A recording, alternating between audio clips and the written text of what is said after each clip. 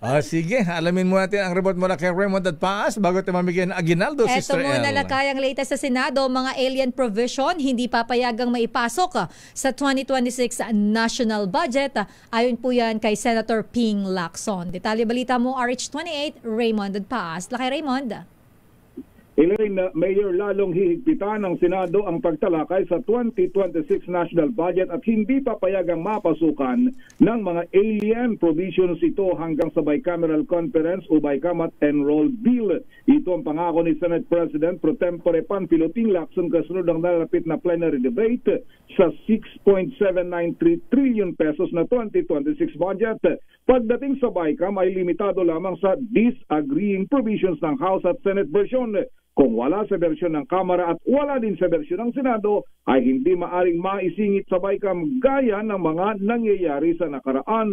Sabi ni Lacson na pagkasundan na nila ito ng ilang mga senador na kanyang nakausap, gaya ni na Senate President Tito Soto, Senator Sherwin Gatchalian, Senador Kiko Pangilinan at Senador Bam Aquino. Nagbigay-pugay pa ito sa masusing pagbusisi na ginagawa ni Senador Gatchalian bilang chairman ng Senate Finance Committee sa budget ng halos lahat ng ahensya ng pamahalaan. Sa susunod na linggo ay sisimulan na ang plenary debate sa 2026 national budget. Narito si Senador Ping Lacson. Initial step is hindi na po pwedeng merong alien na papasok do sa disagreeing provisions. We will limit for easier monitoring pati, no? We'll just limit ourselves to putting up a matrix o kaya just juxtapose lang yung House version against the Senate version, and we will confine or limit ourselves to synchronize, no? To reconcile the disagreeing provisions. Hindi na po pwede yung wala naman sa House version, wala naman sa Senate version, papasukan natin ng kung anong version.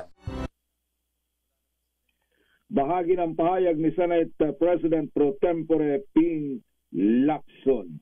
Ngayong umaga ay isang hearing ang ikinasa naman ng Energy asama ang Civil Service at na pamumunuan ni Senador Pia Cayetano at ilan sa mga opisyal na naasang dadalo dito ay mula sa National Grid Corporation of the Philippines na abala ngayon sa restoration ng kanilang linya na apekto ng bagyo sa area ng Visayas. Ito si RH28, Raymond Advance para sa DZRH, una sa Pilipinas, una sa Pilipino. Maraming salamat, Brad.